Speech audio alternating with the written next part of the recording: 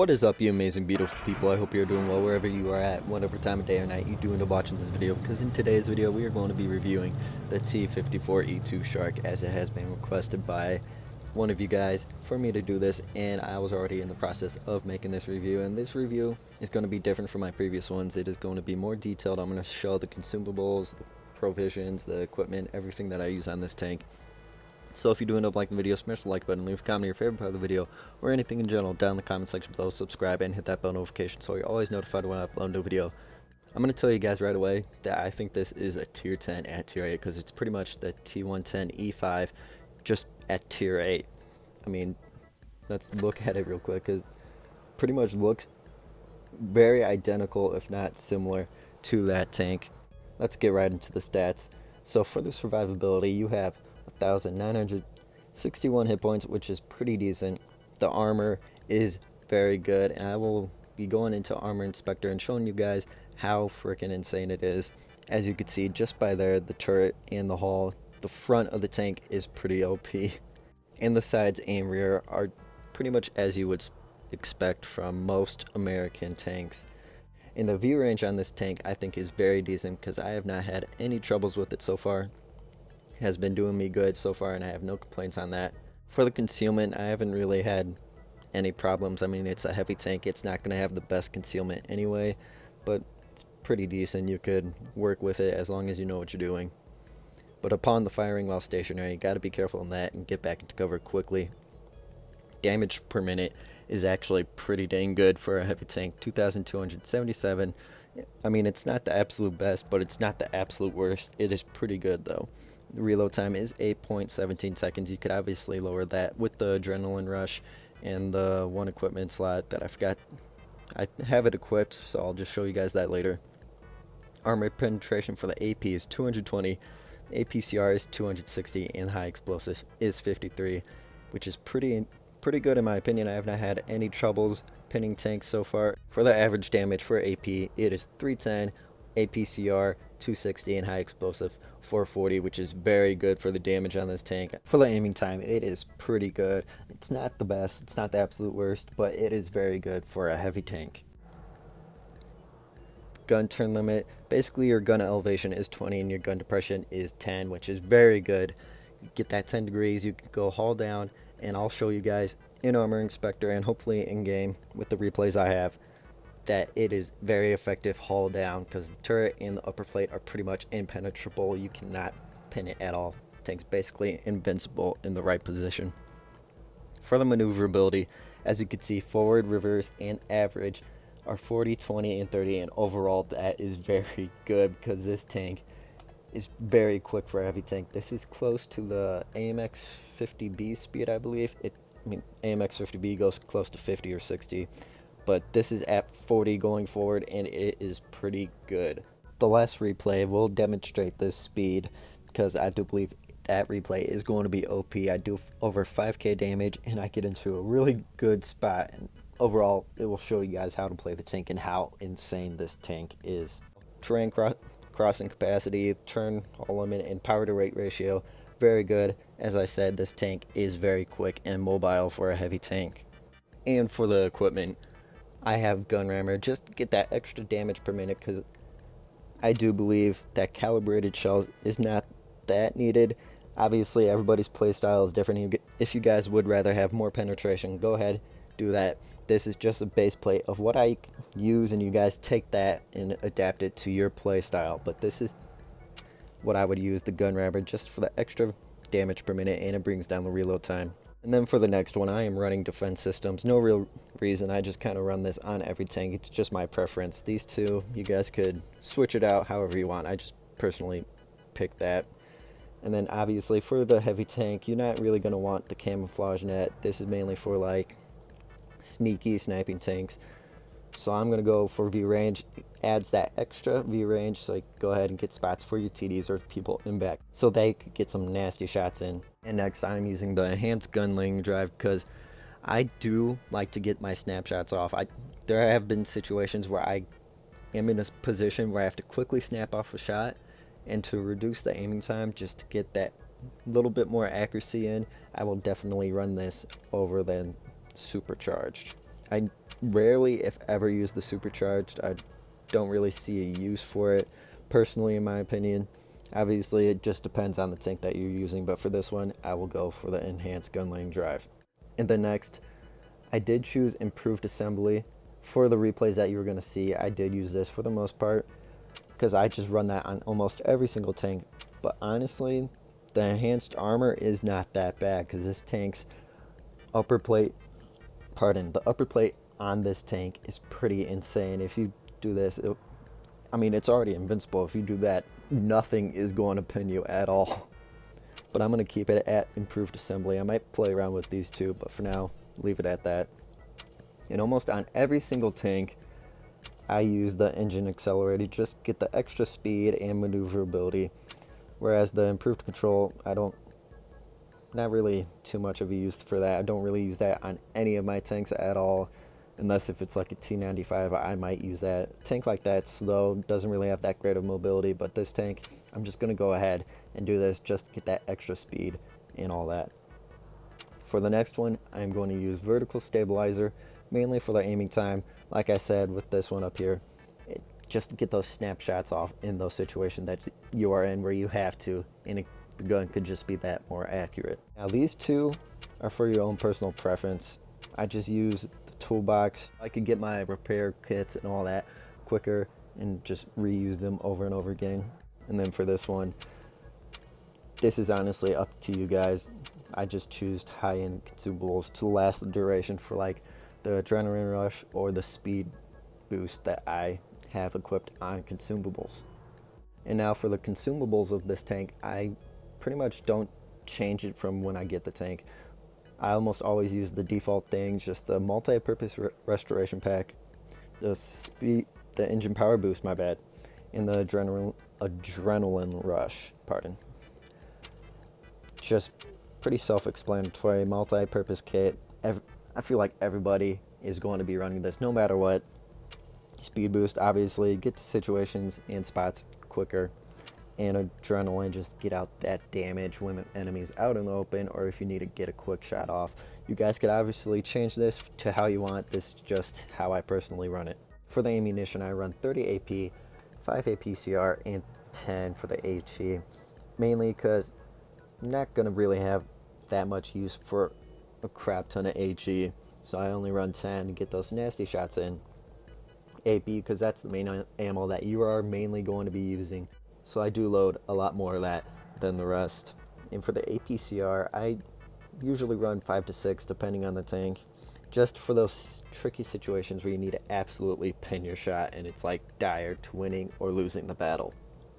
You guys could obviously change this to how you want, but this is personally how I use it. I might actually change the APCR to maybe 6 later on, but for now, this is what it is going to be. And for my provisions, I usually run the Coca-Cola, just both of the Coca-Colas to get the improved aiming time, reload time, and all that stuff, just to make everything more effective. And then I use the improved fuel just for that added mobility to just get to situations quicker. You guys can obviously change this how you want. That pretty much does it for this part of the review. I'm going to hop on Armor Inspector real quick, show you guys what I'm talking about, the turret and the upper hull, how it is pretty insane. If I go on the hull, you see that 322 millimeters. It is freaking insane, and nobody is going to be able to pin this unless they load their premium ammunition, my bad. And even then, it's a stretch if they are going to be able to pin you at all. Obviously, this lower plate, most, if not everybody, will be able to pin that, so you mainly want to hide that. And then for the turret, almost every single part of the front of the turret is impenetrable. Nobody will be able to pin you, except for, let me see if I could get it. So around the turret ring, I know there's a spot. I don't know if I could find it right now. I think that might be it. But it's looking like not many people could get that. But if they are very lucky and they are aiming in the spot, they can possibly pin you there, as I've seen in other reviews. Obviously, the cupola is going to be a weak spot if anybody is going to be able to actually pin that. And then, like I said earlier, the sides and the back, most people will be able to pin you. Get into a nice hold down position where you are hiding this lower plate that is highlighted right now and just showing this upper plate and your turret mainly, and you will be able to dominate the battlefield. And even up close, if you are face hugging and you are getting very close enough so where they cannot put their gun down and hit you here in the lower plate, that will be very effective too. But you will have to be careful. Move your gun up and down like that, blocking the cupola, so you have a chance of blocking the shot if they are trying to hit you while you are face hugging. If you go down like this is what I'm talking about, a hold down position where you are hiding that lower plate. I'm going to probably add a little screen to hide the lower plate so you guys can't see it. And right now, it is almost impossible to pin this tank. The only spot will be the cupola, but even then, that you have to have a very accurate gun or get very lucky with RNG in order to hit that. Most people will not. And then just back up and cover and then poke out like this again once you're ready to shoot. Now let's get into the replays I have for you guys today. 2 of them will be first class games and the last one will be a mastery game where I do over 5k damage and I get into a pretty strong position and hold it for the entire game. But let's focus on this one right now. So looking at the lineup, looks like at least half the enemy team will be pushing base B. So I'm going to go ahead and push this way with our heavy tanks and cap out base C, just get a lead on the points in base captures, and our medium tanks are doing a good job with capping out base A over there and dealing with the medium tanks.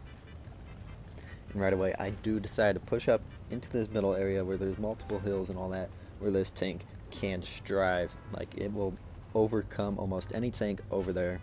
There's that glacial, get a nice shot right away into his lower plate, and our annihilator, I think that is pushing up on the left hand side to face whatever that heavy tank was, I believe, to keep him from pushing around and hitting me in the side. And I'm going to hold this position. I do pull up, get a shot into that T29 because he just fired and the glacial did back up, so I did not have to worry about him shooting me at all. But then as soon as I say that and I'm backing up, he does end up getting a pretty good shot into me. But I do get a shot in return on that T29, and he is pretty much a one shot for me, but he does get into cover, so I am not going to focus him. Keep an eye on that glacial so whenever he pushes out I could get a shot in and back up into cover. And the Tiger one did ram me a little bit, and I check on the annihilator, see how he's doing. He looks to be doing okay, and I check over on this right hand side and I see that T44 is pushing up, so I decide to push up into this hill, get some bounces from that T44, and I think it was the glacial missed me, but I do focus that T29, take him out of the game, and I am in a decently good spot right now. Actually, very good spot because I could use this tank's amazing gun depression, amazing turret armor, and upper hull armor, sorry if I'm misspeaking, to get some bounces and dish out the damage. There's the annihilator, and I decided to just go over the side and crush him and take him out of the game, which I thought was a pretty funny way to take him out of the game, because why waste a shot or waste my time going around when I could just go over and take him out like that. And I decided to push over, focus the glacial and try to help our annihilator, but the T44 does end up taking him out.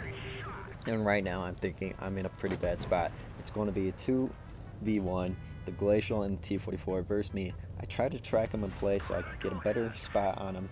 I'm keeping an eye on where that T44 is. It looks like he's running away though, and he's not going to focus me. I don't know if he thought the glacial would be able to take me out, because right now it is a 3v3 situation, and it looks like the remaining light and medium tank on my team is bullying their remaining medium tank, so I'm pretty sure he went over there to try and help him out. Well, he thought the glacial would be able to take me out, which is going to be wrong, spoiler alert. But right now I'm just trying to face hug this glacial and get some shots into him. Earlier I said I wouldn't run calibrated shells, and I still stand by that because I do have APCR and I could easily reach his lower plate right there. But I do try to take one of those quote-unquote blind shots. You go in third person, try to look cool, take the shot, but it did not end up working out. So I get a shot into his cupola.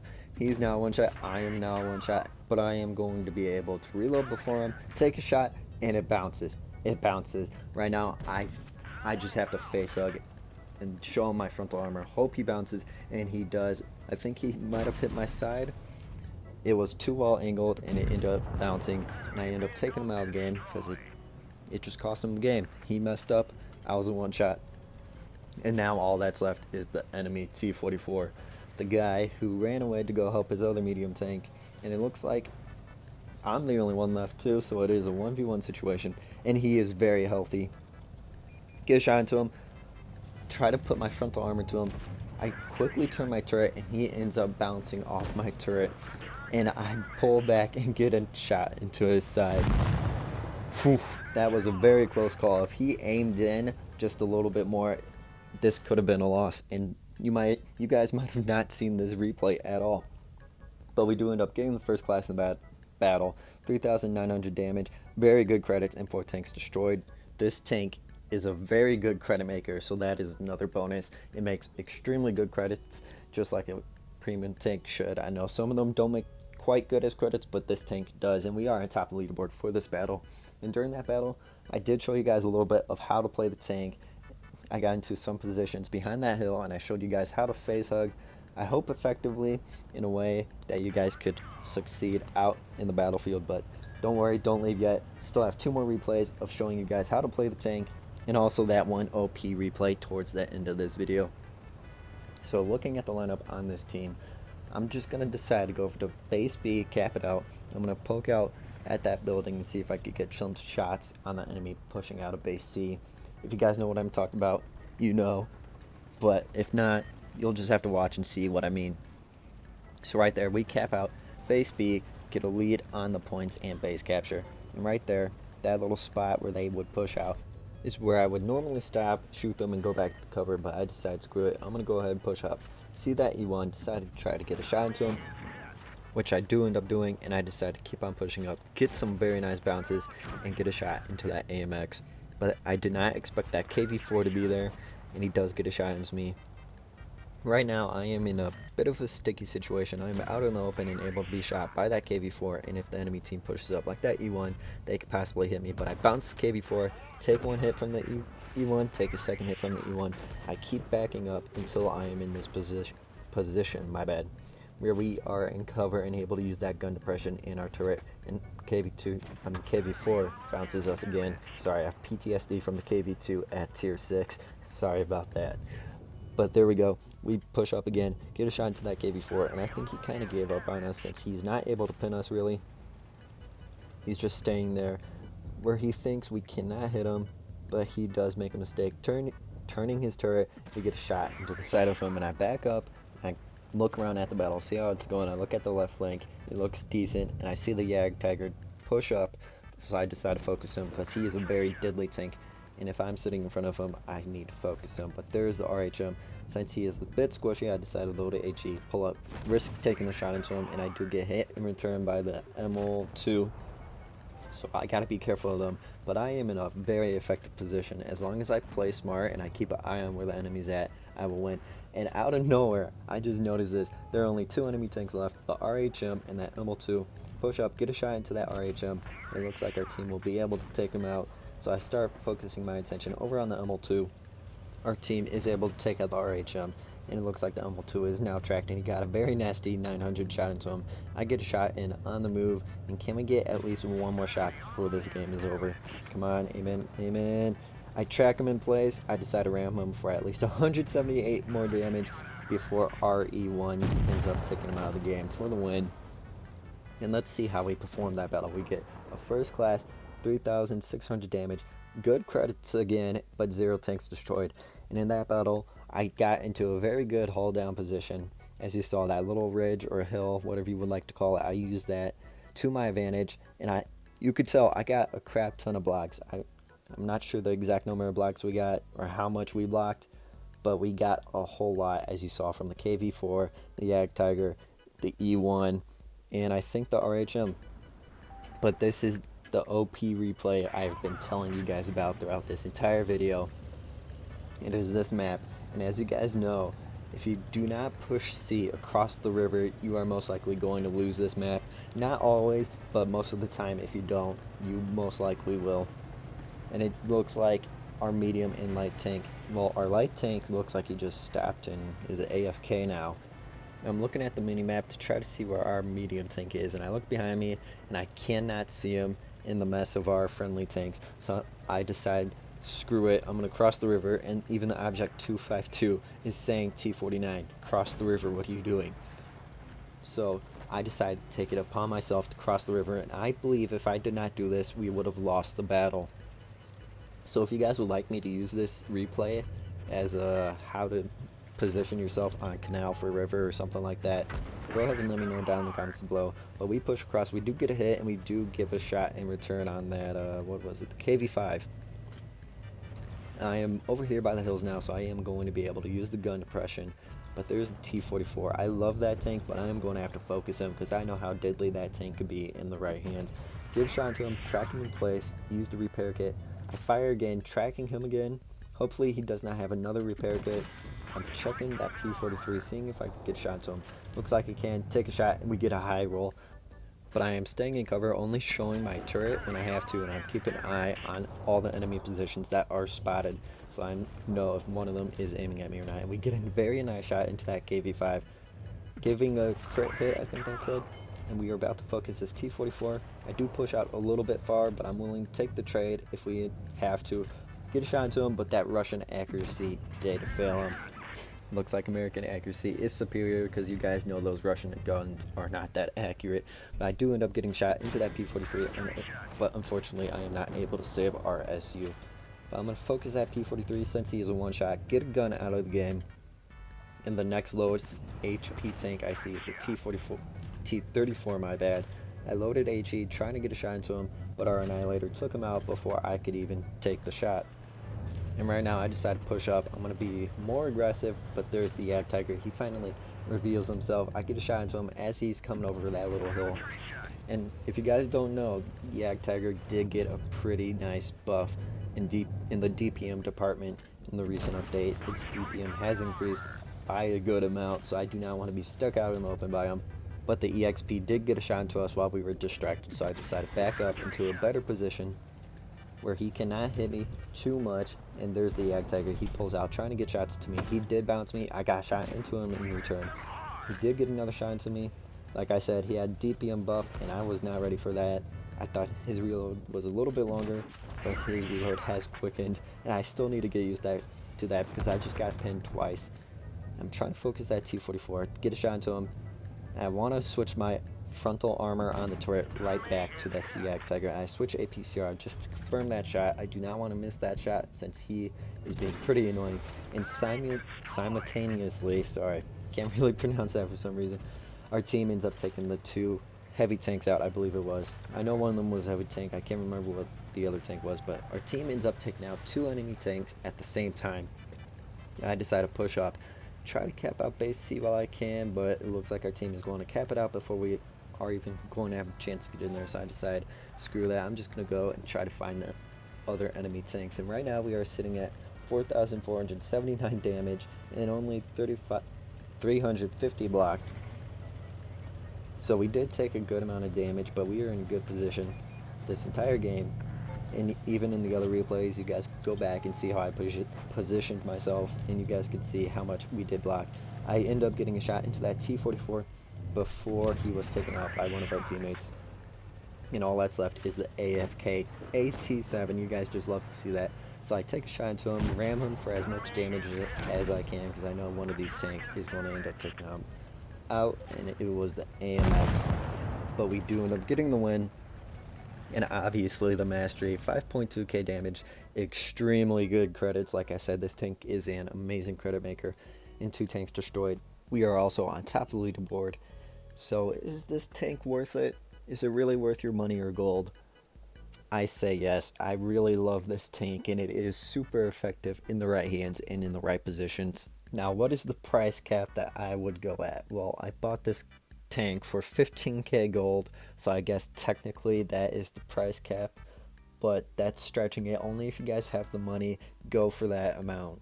The actual max that I would go at if I did not have the money would be 10 or 12k gold. That's the absolute max that I would go, and I would not go anymore if I do not have the money. But if it's for less, jump on it. That is a steal for this tank, because this tank is super effective and OP in the right hands. But if you guys did enjoy this video, go ahead and smash that like button, leave a comment your favorite part of the video or anything in general down in the comment section below. Subscribe and hit that bell notification so you're always notified when I upload a video. With that being said, I hope you enjoyed, and I'll see you in the next one. How does it feel to breathe when you're dead?